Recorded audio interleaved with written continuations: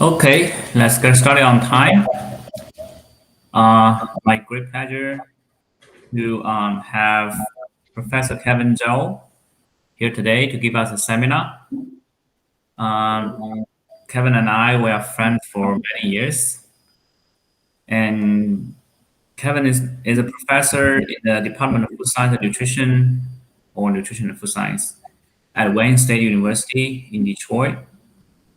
And his research has been focusing on nutraceutical and functional food for prevention and treatment of obesity and diabetes. And he's gonna give us a seminar on of some of his recent research on studying potential probiotics to treat obesity using mouse models.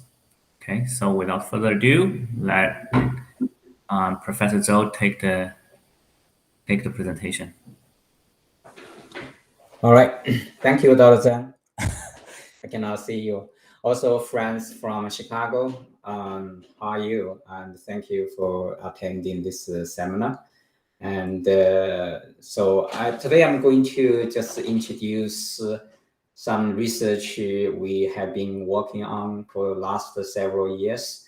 And we're looking at some probiotics, especially particular probiotics. We're looking at anti-obesity effect of this particular probiotics on diet-induced mouse model. So this is our talk today. So just as we start a project, give some background information. So as we know that obesity is a significant public health problem, as you can see from this graph here, 20 years ago. So in the United States, adult, we have 30% of obesity rate, and you can see year after year, the rate has been gradually increased. This is 2016. You can see it's 40% already. And I just checked the obesity rate this morning from CDC website. Currently, in adult obesity rate, the United States reached around 42%. So you can see this is very alarming because obesity has been associated with many chronic disease. One of them very significant is cardiovascular disease, and it's number one killer, not only in United States, but also worldwide. We have over 200 million people suffering from CVD. And also another problem associated with obesity is diabetes, especially type 2 diabetes. And we in the United States, we estimate about over 30 million United States adults are suffering from diabetes, and many of them probably don't know they have diabetes. According to the research, 20% of adults, they are unrecognized that they actually have those problems, diabetes. And one thing I want to notice that we probably have over 800 million adults having pre-diabetes. The reason I'm familiar with this because in the last several years, I have been working on diabetes research. So pre-diabetes is a condition we pay very close attention to. So around 8 million American adults with pre-diabetes, and without effective intervention or lifestyle change or diet change, in 6 years, according to research, 90% of those pre-diabetes will become diabetes. So this is a significant problem too. And also, obesity has been associated with non-alcohol fatty liver diseases. So, and this has been, you see, increased rate is pairing with the increased rate of obesity. So altogether, those problems we can find that those metabolic disorders, metabolic syndromes, they are associated with obesity, and there's a significant problem has been affecting everybody's life. So here, look at obesity in the maps, the prevalence of self-reported obesity among the United States adults, the best state. And here is Michigan, and we are top 15 states that with the highest obesity rate. And from Middle East coming down to Southeast, you can see almost 15 states now they have adult obesity rate over 35%. So obesity has been a significant problem, and research has been indicated that obesity, why in last 3 decades, right, obesity has been become so overwhelming.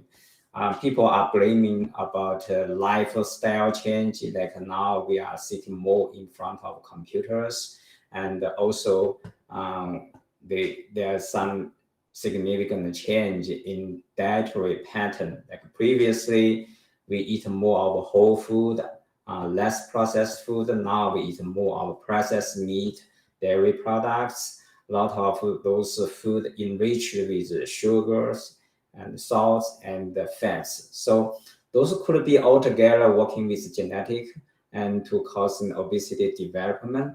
But until recently, gut microbiome has attracted much more information related obesity and also obesity associated chronic diseases. And gut microbiome, as we know that we have in our intestine, we inherited over 100 trillions of those gut bacteria, and they have over 1,000 species in there, right? There's so many of them, and if you look at the gene collected from those gut bacteria, their estimation that about over 3 million of genes from those bacteria, they are 150 more times than our own genome. So many of those bacteria, they live in our gut. They produce metabolites, they produce some intermediates that may have a strong, significant impact on host metabolism. And in recent years, and we found that from some research, some germ-free mice study, they suggest that the microbiome actually play a very important role in regulating body weight. For example, for those germ-free mice, no matter what kind of diet, high-fat diet or high carbohydrate diet, you feed them, they will never get obese, right?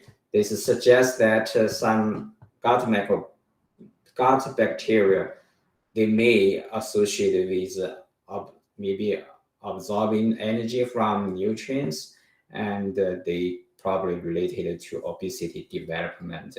And very interesting, if you put those lean mice together with those fat mice, and you can see those obese mice, they will transfer their gut bacteria to lean mice, and later on you can see those lean mice or germ-free mice, they will develop obesity through maybe transplantation of those gut bacteria from obese mice. And this is true in some human study.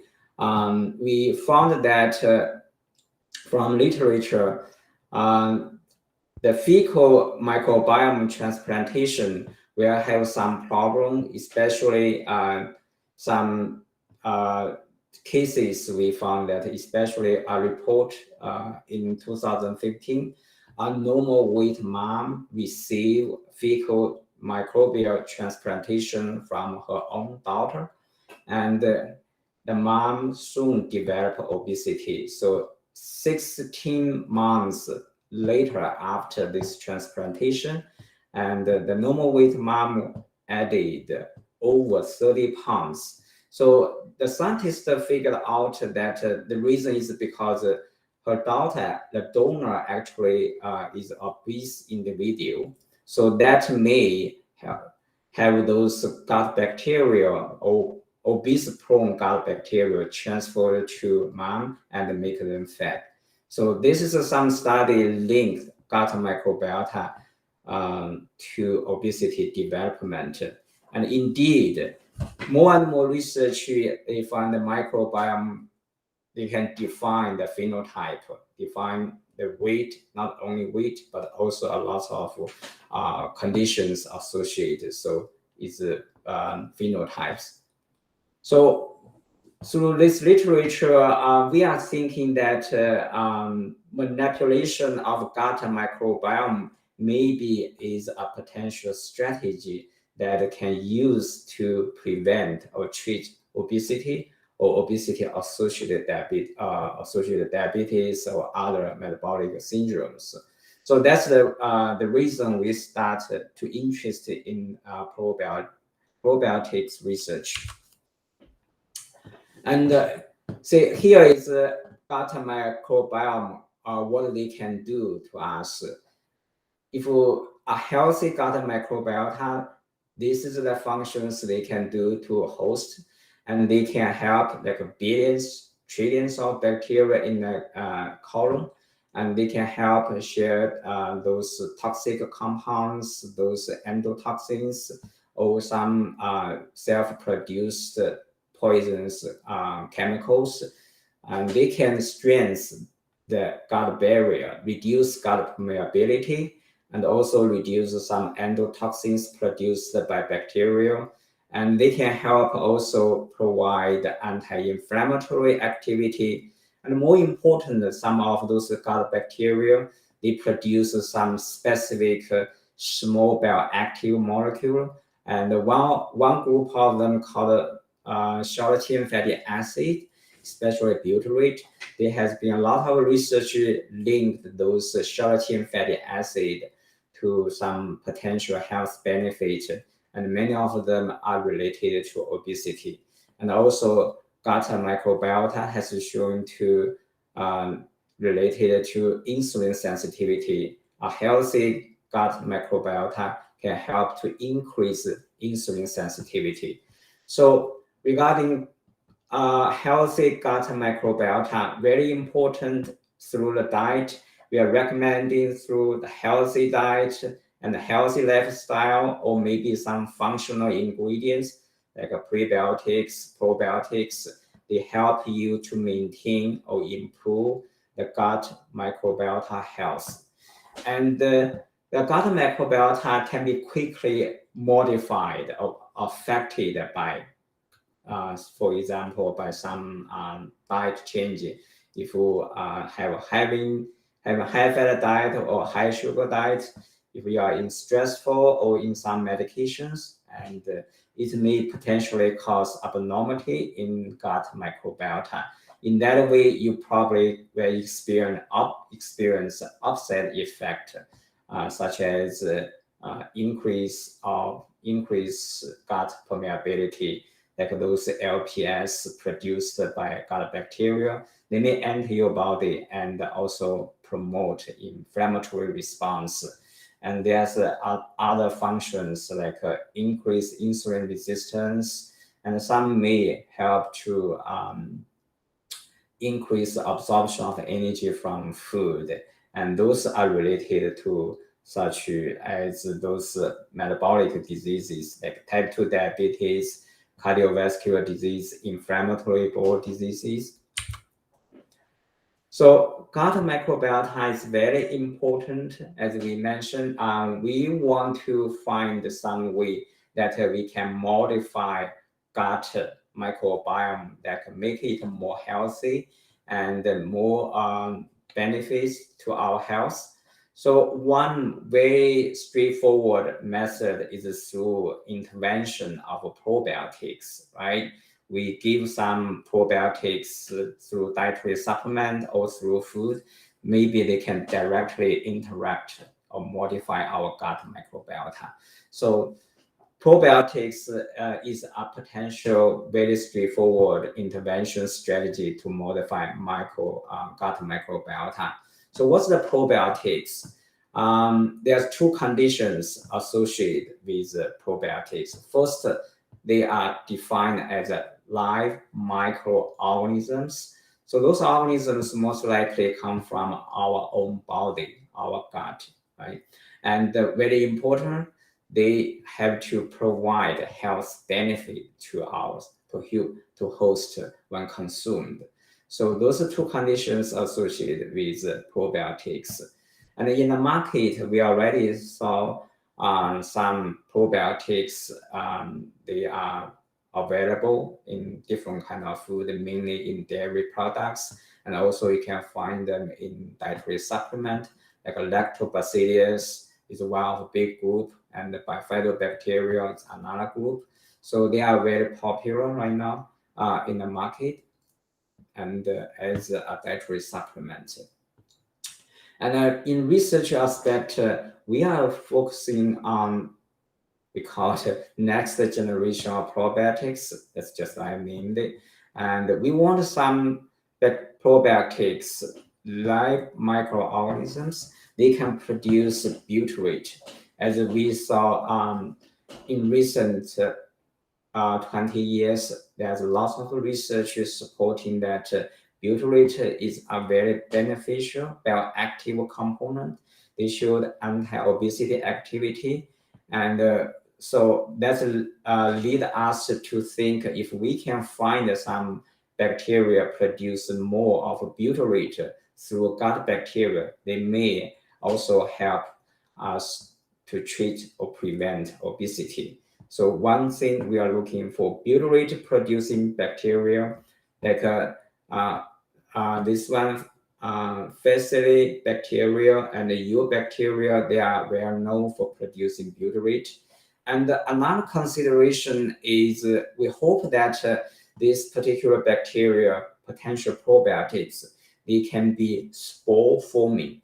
Why is that? Because when we do probiotic research in test tube in vitro experiments, we found that almost 100% of those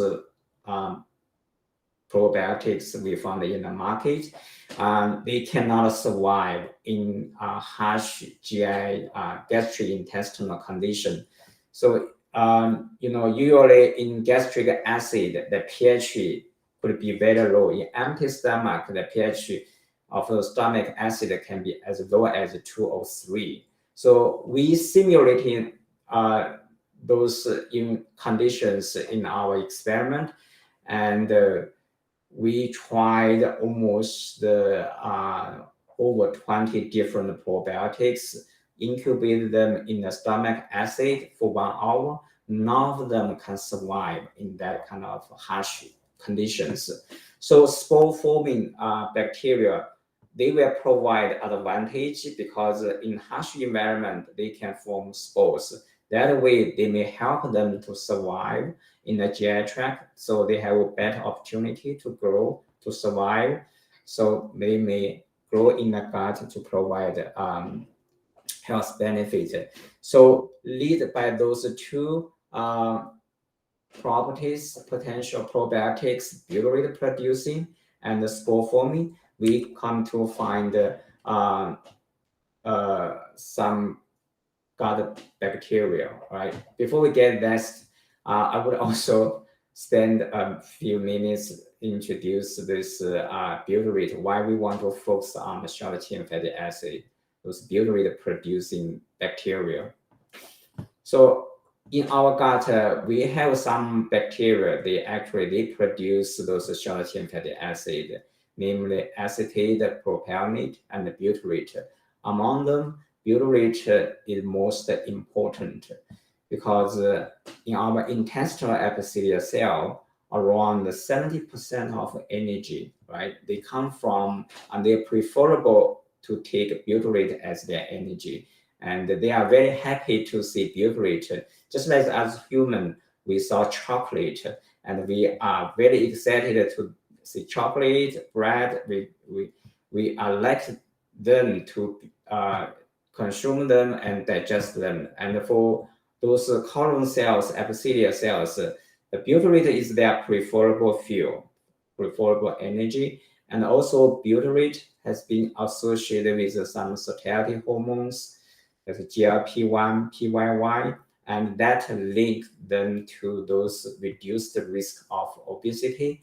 And research also have been found that butyrate intake has been increase insulin sensitivity and reduce obesity status. Right? So short-chain fatty acid butyrate is an important target for us.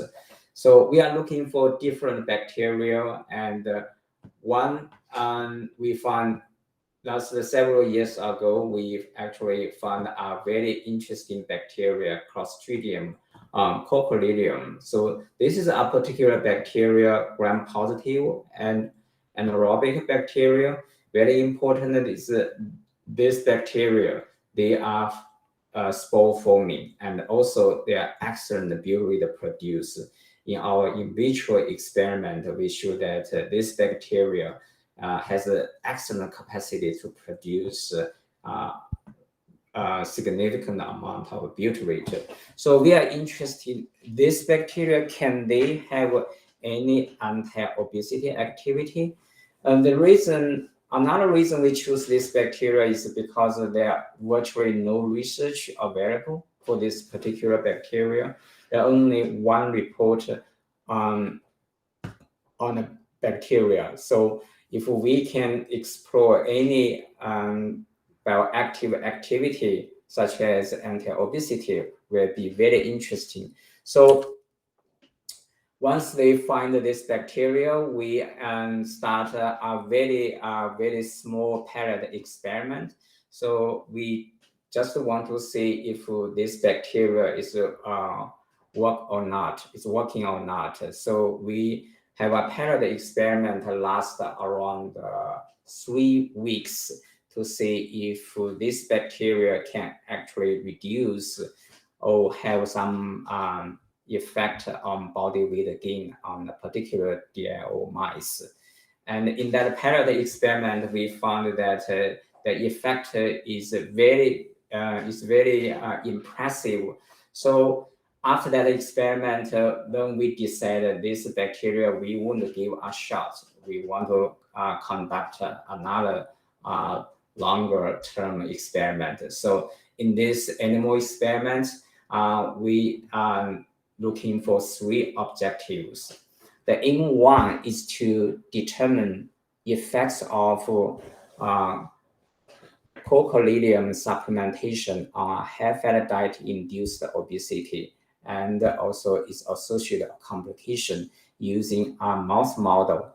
So this aim one is trying to confirm our pilot experiment, whether when we extend 3 weeks treatment to 16 weeks, whether the anti-obesity effect is still sustainable. So this is the aim one.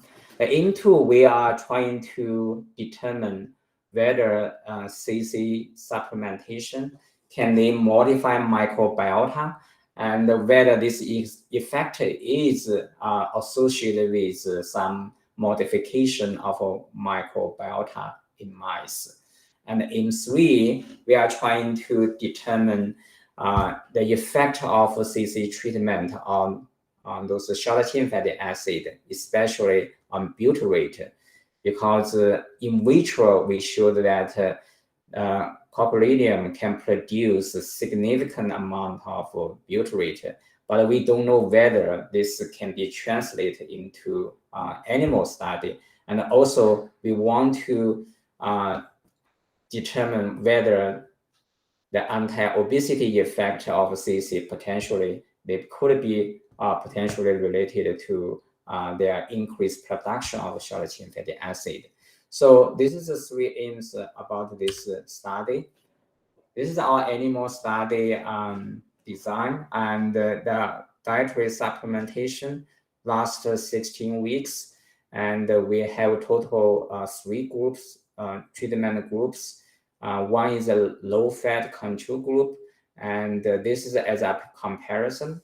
Mice was mice were fed with control diet, which is a low-fat diet. And other two groups, the mice were fed with a high-fat diet to induce obesity. And one group is just high-fat diet only. And another group is high-fat diet supplemented with our bacteria, CC. Our dose was 10 to 9 CFU. That's the normal dose used in animal study. So each group we have 12 mice. So this is our study, and from week 1 to week 16, totally 16 weeks of treatment. And body weight, food intake, we recorded every week, and every month we will monitor fasting blood glucose, and around 12 weeks we will check the fecal energy in different group of mice to monitor whether bacterial supplementation can affect the energy absorption from diet. And end of treatment, we are going to measure our glucose tolerance test. We also did some body composition analysis. The mice in the last week we are sent to do the metabolic chamber system to check their energy expenditure and also body composition and activity levels. So at the end of treatment, the mice were sacrificed. Their serum, gut content, and the tissue were collected and submitted for those gene sequence and expression analysis. So that will be our experiment. So here is some result, and as we can see here, this is this green bars here, the lines here, those are low-fat group, which is a comparison. So we are more focused on those high-fat diet groups. See here, the blue line here, those are our CC dietary supplementation group here. And you can see this is a high fat only. And started from week 3, we saw that high fat group, they gain more weight, significantly more weight than our CC group. And you can see after 16 weeks treatment, the body weight difference was sustainable, and in every checkpoint, the body weight difference was significant. And at the end of treatment, that's 4 months treatment, we found that high fat diet supplement with CC was able to reduce the mice body weight by 17.3%. So that's averaging 7.6 gram of body weight decrease after CC treatment. So the body weight difference is very significant, and we see we confirm that CC treatment indeed have some potential anti-obesity effect, at least from 16 weeks treatment here. And we also look at the body composition. We look at the fat mass, lean mass here. So first look at the fat mass here. This is a high fat group, and you can see their fat mass is around 24 gram. And after supplement with CC, you see the mice become less obese, and most of them is come from less fat mass. In the CC group, fat mass is about 18 gram here. So fat mass is significantly lower in CC group, is 18 gram, than high fat group, which is around 23 gram. So CC treatment was able to reduce the fat gain in mice by almost 5 gram after 16 weeks of dietary treatment. And this is the lean mass, and we found that no difference across all groups indicated that the body weight gain the effect of CC is mainly attributable to those fat mass loss. So this indicated fat mass is the main contributor to the weight difference. So here is the percentage fat across all groups. So high fat, again, you can see they have a higher, significant higher fat percentage than CC group. And the lean mass, lean percentage in the body composition, there's no difference between high fat group and the CC group. And also we look at whether there are other significant blood parameters such as fasting blood glucose, can they affected by CC treatment? And so every month, and we measure the fasting blood glucose in all three groups, and you can see here, there's no difference between low fat and the CC treatment, despite they are feeding different diets. And however, you see high fat only group, and start from 8 weeks, you see significant difference on their fasting blood glucose. And the difference is more pronounced at 12 weeks.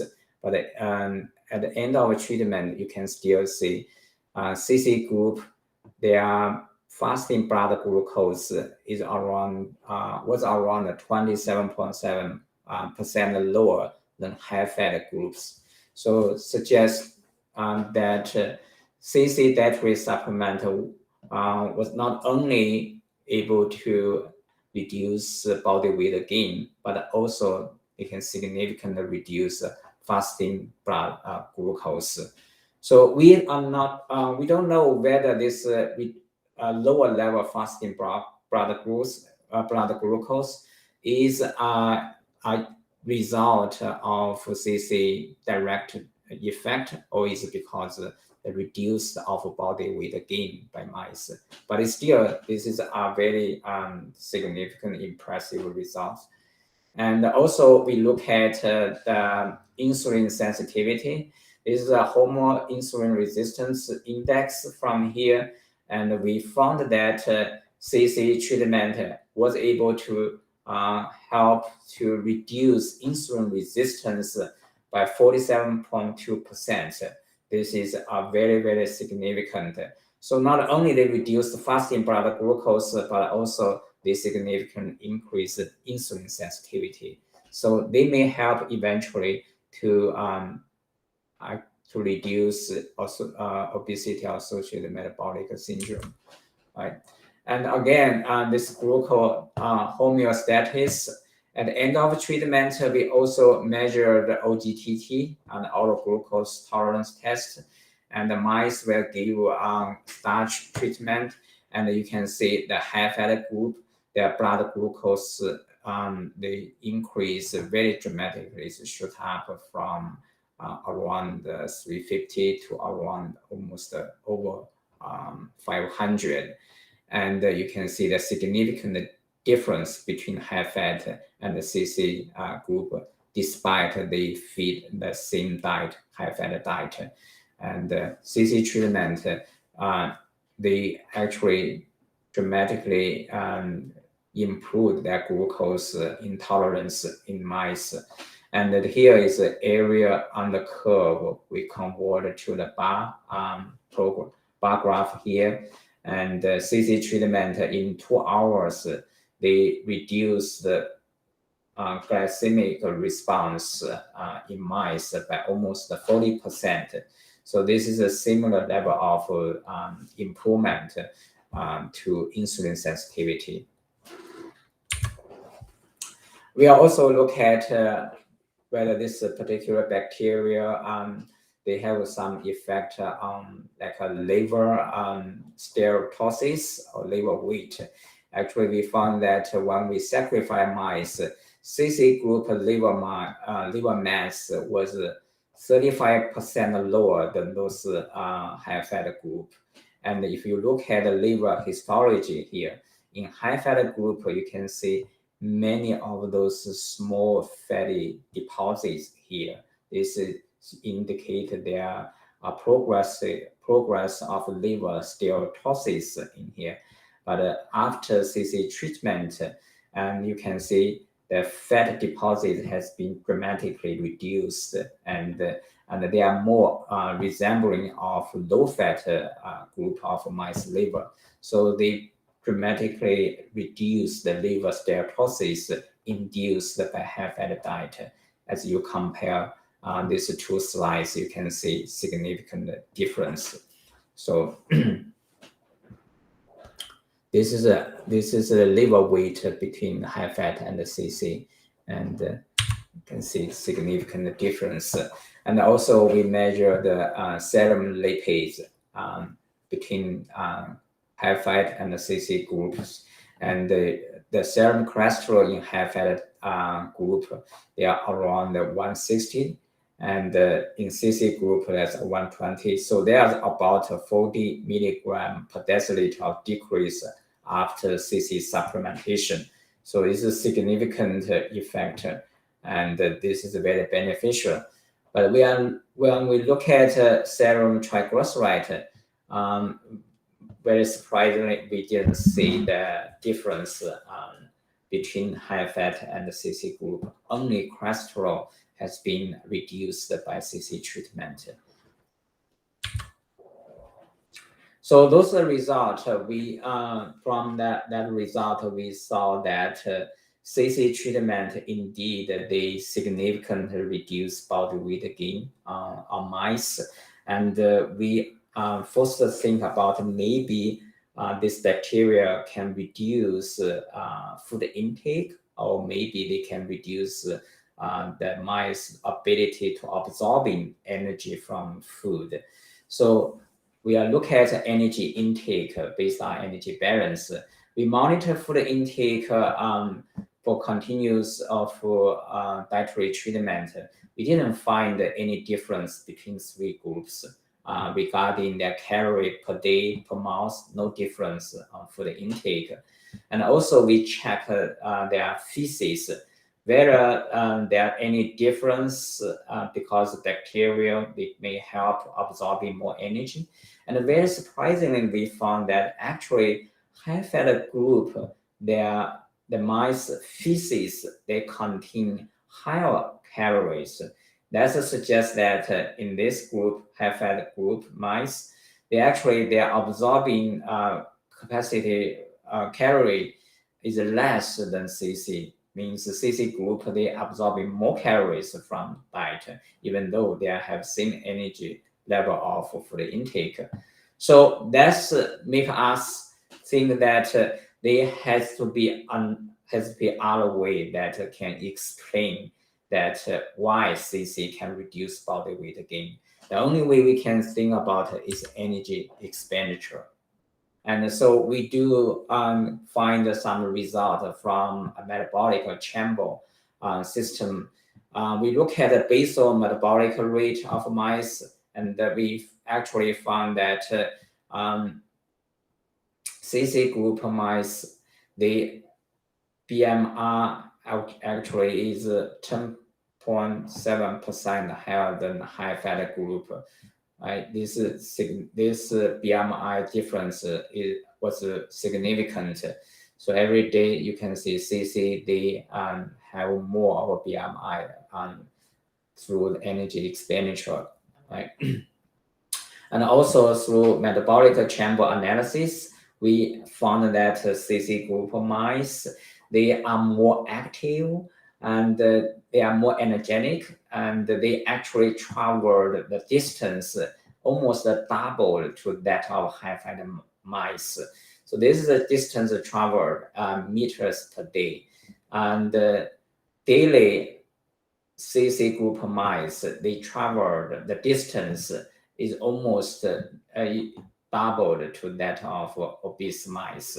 So combine those BMR data and also activity data strongly suggests that CC reduced body weight gain is through increasing the energy expenditure, right?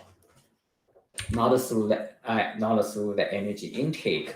So This is the aim-1, our result, and here's the summary. Here you look at this is a comparison low-fat diet mice. This is a CC mice. This is a high-fat mice, and you can see the body weight difference, and you can see their phenotype difference too. So the aim-1 look at whether anti-obesity effect of CC treatment is sustainable, and we confirm that the effect is sustainable. And we also found that 16 weeks of treatment, the body weight gain in mice reduced by 17.3%, and the fat mass gain reduced by 20.8%, and also glucose homeostasis. Fasting blood glucose reduced by 27.7%. Also, I didn't present in the graph here, but fasting blood insulin reduced by 36.9%. OGTT and also insulin resistance has been both reduced by almost 40% over. And also, we believe that the effect of CC, they can reduce body weight gain. Mainly, it is through increasing mice energy expenditure, such as BMR and their activity levels. So this is some summary of the aim-1. So aim-2, we are very interested in whether CC treatment can modify gut microbiota. We are thinking that maybe there's some changes in gut microbiota causing significant results as we see in aim-1. So aim-2 here, we are looking for the detailed gut microbiota profile in mice. So this is a study design. So we have gut content collection, and we analyze their 16S RNA sequencing, and also using different software to look at their diversity and what specific species they be promoted or suppressed by CC treatment. So this is relative abundance at the phylum level. As we know that mice, they predominantly have 6 phylum level of bacteria, and most of them are purple here referred to Firmicutes. So Firmicutes in mice is number 1 bacteria. And as here we can see, after CC treatment, the bacteria abundance of Firmicutes has been reduced from 74% to 67%. And this has some indication because research has found that the Firmicutes bacteria, they are able to absorbing more energy, like more calorie from food. So they has been associated with obesity.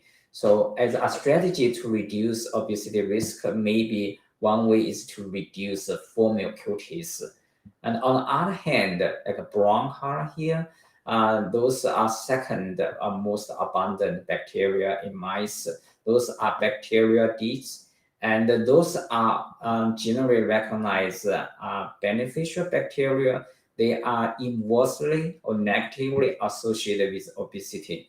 So in some scientific paper, we are using FB ratio to indicate that is associated with obesity.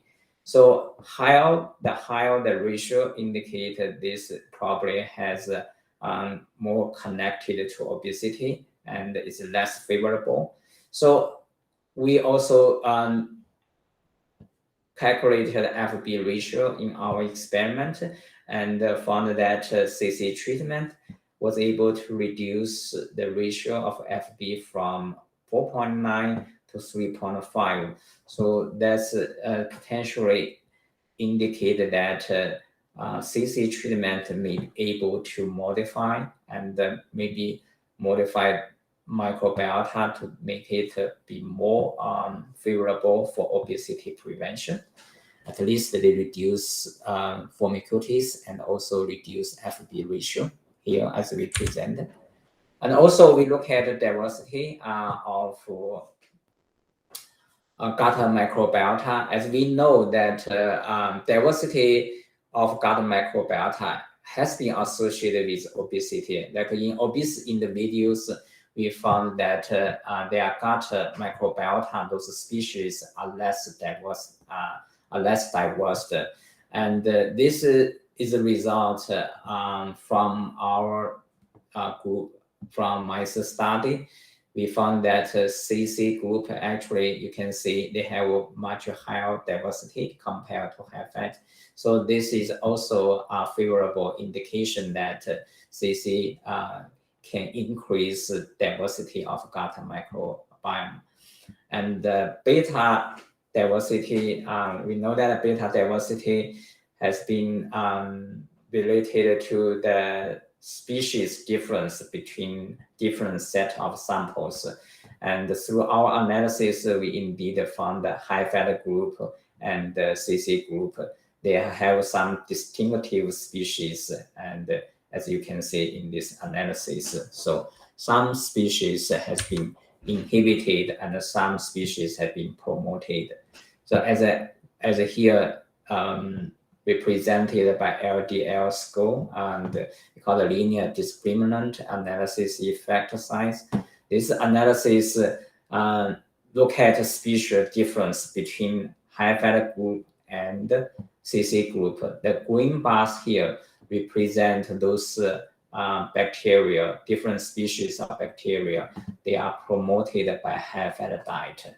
As you can see, at least 3 of those bacteria has often found increased abundance in obese subjects, and as we also saw it in our obese mice.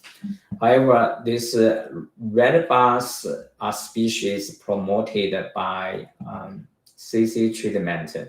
The higher the bars means CC bacterial supplementation. They promote more growth of those bacteria. And interesting, you can see some anti-obesity bacteria, and 3 of them has been promoted by CC treatment. And also some bacteria they found in obese subject has been reduced by our CC treatment.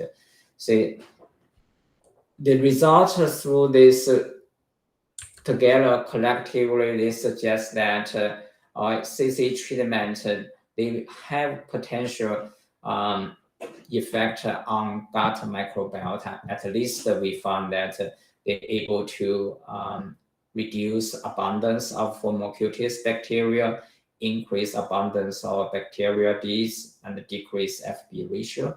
And also they have to increase diversity. And some species associated with obesity, we saw them, they have a favorable effect on their growth. And also we found some short-chain fatty acid producing bacteria being promoted by CC treatment. And this is very important, it's related to our aim 3. We want to determine whether the anti-obesity effect of CC could be potentially related to butyrate production. We saw bacteria that producing butyrate has been promoted in the aim 1. So we want to find some evidence. If they promote, we suppose able to detect increase the production of butyrate in gut, right? Maybe also in blood. So we want to find evidence and maybe can link anti-obesity effect of CC to butyrate production. That's why we do the aim 3.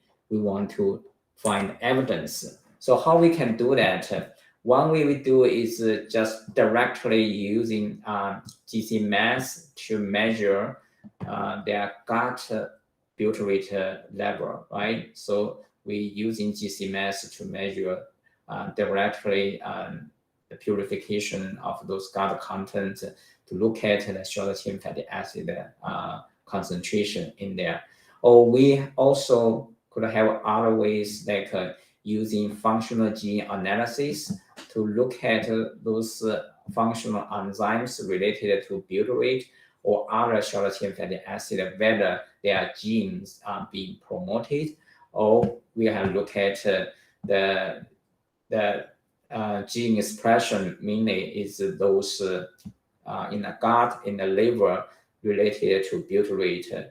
Because if as our hypothesis, if butyrate production increased in the gut, they could promote butyrate receptors, transporters locally, right? If this is the case, so we are able to use gene expression method to detect the upgrade of those receptors and transporters. So this is a three method we are trying to find evidence whether the anti-obesity effect of CC is through a modification of butyrate production in the gut. So this is some results from AIM-3, and we are look at those enzymes related to butyrate production. We identified for butyrate, we identified 4 enzymes participated in butyrate synthesis. And interestingly, all of those enzymes, their functional genes has been promoted in our software analysis, and they are very significant, different compared CC group to high-fat group. And also, one of these enzymes, we found that they are negatively related to body weight. So this enzyme, acetyl coenzyme transferase, they are negatively associated with obesity, suggesting that this enzyme maybe they help to reduce obesity development. And we found that it has been promoted by CC treatment. And in addition, we also look at different pathways related to butyrate production. We identify 6 of these pathways and also some enzymes related to them. And we found that among them, 5 of those pathways have been promoted by CC treatment. And this is another suggestion that butyrate producing, actually those related bacteria, they could indicate butyrate is produced by higher level after CC treatment. And this is a pathway correlation with body weight. In the 6 pathways, 3 of them negatively correlated with body weight, suggesting their role, maybe they are important in obesity development. And this is a propionate producing pathway, and we identified 2 pathways. One of them we found they are promoted by CC treatment. And also this pathway has been negatively associated with body weight gain. So short-chain fatty acid, they are very important in obesity development, especially butyrate and propionate. And this is the acetate-related pathway, and the result about acetate is mixed. So we still need to further clarification because some are negative, some are positive, right? So previously, the functional gene analysis, this is a direct measure of short-chain fatty acid concentration in gut. And we expect that in CC group, like this is a blue, this is a CC group. We expect a CC group, they should have highest short chain fatty acid, especially for butyrate, because in vitro we demonstrated that CC can produce large amount of butyrate. However, this measurement didn't support our hypothesis. As we can see, butyrate, the high fat group have highest butyrate concentration here. It's much higher than CC group. Again, you see here acetate production also is similar to butyrate. High fat group had highest concentration. This is against our expectations. When we saw the results, we actually very confusing. We are thinking very hard, what's wrong? What's wrong with this measurement? So I asked the student to repeat, to look at, maybe it's some method when you do the extraction or purification, there's something wrong with that. And we actually repeated several times. The results are very consistent. The high fat group always showed high levels of short chain fatty acid.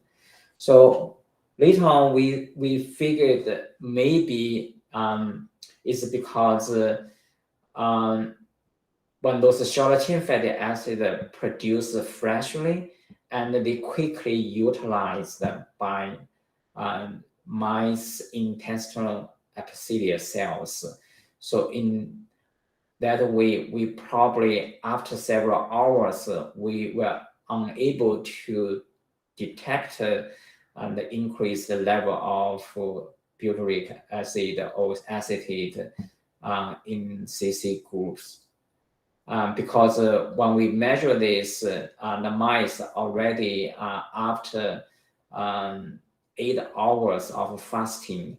So this could be a reason that we see the opposite result from our expectation. But anyway, we don't find direct evidence that CC group, they increase production of butyrate or other short chain fatty acid, right? And we also look at whether there's other evidence can support that CC they increase butyrate production. So this is the analysis of gene expression. Here is receptors of butyrate in the gut, and here this two is transporters of butyrate, and we thought that if butyrate level increased in the gut, they suppose also promote their transporters and the receptors, right? You could, through the gene expression analysis, you could see the upgrade and higher level of gene expression. But we didn't see that, as we can see here. And there's no difference between high fat and the CC group among the transporters, and also in two of receptors. Again, you can see in intestinal FFAR2, which is the main receptor of butyrate. And we also see a very surprising result here. High fat, they have a high level of receptor expressed. And this is also is completely unexpected. We would expect CC group have a high level of receptor gene expression. So again, this result is inconsistent with our expectation. So make us question whether butyrate is involved in this anti-obesity effect. Again, in the liver, we also doing gene expression on butyrate receptor, and we didn't find a significant difference among between two groups. So in this study, the conclusion is we indeed find that CC treatment, this particular bacteria, has a potential to reduce body weight gain. Maybe they has in future they could be explored as potential probiotics to prevent diet-induced obesity, as we saw that it reduce body weight gain and fat mass, increase glucose homeostasis, increase energy expenditure, and also we saw the bacteria supplementation, they reduce FB ratio, increase diversity, and they can increase the short chain fatty acid producing bacteria. Those are favorable shift of gut microbiome. And regarding the mechanisms, there are some controversial here. In M2, we found the short chain fatty acid bacteria being promoted. We also found that butyrate producing pathway and those has been promoted through the gut microbiota analysis. However, in M3, we didn't find that the butyrate production being promoted or increased. We didn't find the butyrate-related transporters and receptors being upgraded. So those are very controversial and need further to be explored. So in future study, we are applying some grant, want to do some long-term study, maybe do some 6 months to look at safety and efficacy of this bacteria, because this is this bacteria we don't know whether it's safe or not. They need to be carefully determined, as some of bacteria, some of Clostridium Clostridium bacteria, they actually are passengers. So we need to be very careful about this bacteria. And more importantly, we want to figure out what's the mechanism contributed to anti-obesity effect of this coccolinium. Is through the short chain fatty acid like butyrate, or maybe they have other metabolites that potentially involved, but we have not identified them yet. So there's a lot of work to do, and this project partly supported by my previous NIH grant, and we have several students work on that, and also some collaborate. And thanks for their contribution. And this is my group of students, and Wenjun, Papa, and Qin, they are actively participating in animal study. So this is my project. I'm going to stop sharing, and thank you for your time. So any questions? Thank you, Kevin, for a very interesting presentation. Okay, any questions from the audience?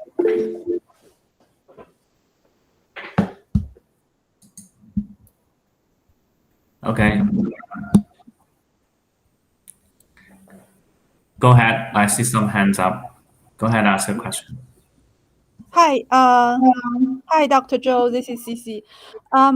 Great talk and very informative. I have 2 questions. The first one is, I remember the dosage of the CC treatment is 10 to 9 CFU. So my question is, how much of them could survive in the gut, in the mice gut? Or alternatively, the question is, what's the relative abundance of CC species before and after the CC treatment? Right. CC, that's a very great question. Yeah, the original dose is 10 to 9 CFU, as usually used in the animal experiment. There's another thing we didn't do to check after supplementation, like how many of them can survive in the GI tract, as this is a spore-forming bacteria. So we originally think that this could be completely, at least most of them can survive in the gut. However, when we do send a sample to University of Michigan for analysis, for gut microbiome analysis, in the gut content, we unable to detect this bacteria. So we expect this survival, but this bacteria probably they won't habitate in the GI tract of mice. So they may be just like some fiber or some food, they just pass through the GI tract because we didn't detect them in the gut content at the end of treatment. This is another thing that we always, when we talk with my students, we are always confused. They are supposed to survive and maybe habitate in the GI tract, but we don't, at least we don't detect them in the GI, in the gut content of mice. Okay, thank you for your answer. My second question is more relevant to our research. We do human studies. We also do gut microbiome, metabolic change like glucose, homo IR like you did, and body composition. Recently, we found one of the interesting results with the healthy human subject, not the obese one. With healthy human subject, we provide a 4-week treatment of a fruit called red raspberry together with prebiotics called false fructose oligosaccharide. That treatment for 4 weeks. And in the healthy individuals, we observed the increase of fat percentage, body fat, whole body fat percentage, also the trunk fat percentage. And at the same time, we observed the increase of bifidobacteria, several species of bifidobacteria since we provide the prebiotics. And at the same time, we observed the decrease of a species called Roseburia faeces, which is a butyric producing species. And we observed that the increase of 5% is correlated with the decrease of the Roseburia species. So we're just thinking if any possible mechanism related to the butyric acid, since after the treatment, the body fat increased and the butyrate producing species decreased. So what do you think about it? Sorry for a long question. So in your human study, you see body fat increased, but butyric acid producing species. Mm-hmm. Okay, I just want to clarify that you see both body fat composition increased and also butyric acid increased in your human study, right? No, the butyrate producing species, the gut microbiota is called Roseburia faeces. It decreased. So butyric acid producing bacteria is the decreased, right? Mm-hmm. Yeah. So you feed the human trial, you feed oligosaccharide is from raspberry, right? We feed a combination of a fruit and a fructose oligosaccharide. So it's a combination of a fruit and the prebiotics. So based on my experience, the butyric acid bacteria, there are 2 groups of species, and I have no idea about what you mentioned, some oligosaccharide from fruits that can promote butyric producing bacteria. Mostly previous research, they're using prebiotics like those inurin, those oligosaccharides. They are mostly promoted by phytobacteria. So that's interesting to know that in your research, the butyric acid producing bacteria, they have been affected. So my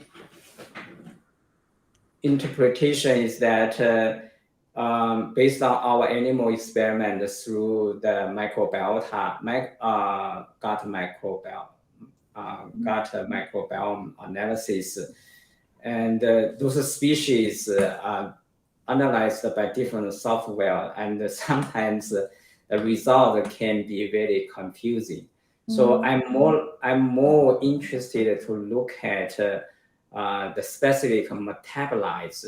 That's why in the aim3 we want to find evidence whether butyrate or other short chain fatty acid they actually are involved in this, because when we analyze the gut microbiome, we identified just for functional genes, we identified over 3,000 of functional genes that have been changed by our CC treatment. So some of those species change maybe is just like some random change, and some may not directly related to the effect of, like you mentioned, body fat change. Okay, thank you for your answer. Yeah. Yeah, hope I can. hope my answer will be provide some hint. Right? Oh yeah, thank you. Thank you. Good questions. I have a couple of quick questions, easy ones.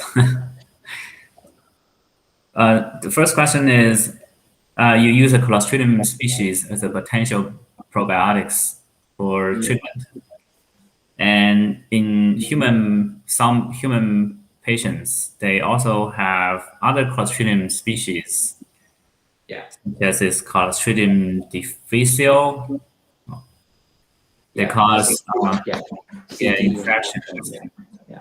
So when you use a Clostridium species as a potential probiotics,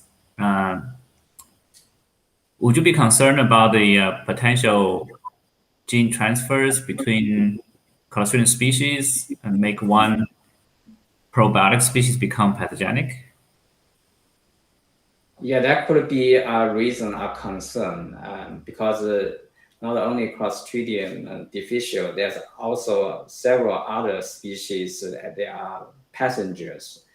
So when we look at this specific species, Coccoladium, I asked the student to look at their genes. Is any genes associated with those passengers? So the result is negative. So there's still a concern that maybe, for example, drug-resistant gene, maybe in some bacteria they can help to. They may transferable between the different species. So yeah, that's a concern.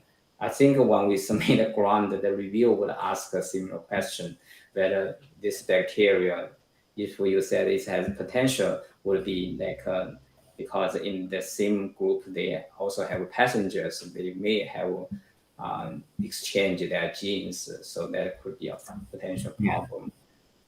So second question, also a kind of could be a very naive question because I don't do animal studies myself.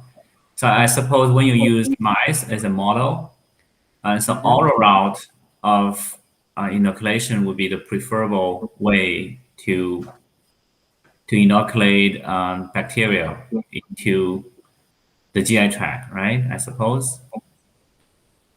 Is there anyone tried the fecal transplant for animal studies? I'm not aware of mice fecal transplantation. Yeah, I can imagine it would be technically very hard to do. Yeah.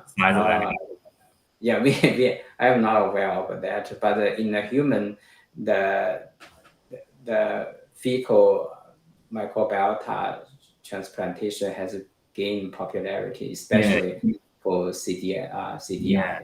I was browsing the website and came across an interesting article published on Washington Post in 2015. It says you can sell your poop for $13,000 a year. So that's a kind of a fecal transplant company that collecting healthy individual fecal materials for medical procedures. Yeah. And it looks Yeah, like that's for, that. yeah, for treat the CDI infection, this is probably an important, very interesting alternative strategy to cure CDI. Yeah, because you mentioned you didn't detect any viable CC in the mouse after you inoculate, right? So I guess that's probably could be alternative method to, if it's doable, feasible at all, to do a fecal transplant in animals, big, larger animals, maybe not small animals. Yeah, that could we actually we are thinking that why we feed already with 4 months of supplementation, the bacteria seems to not grow inside of mice.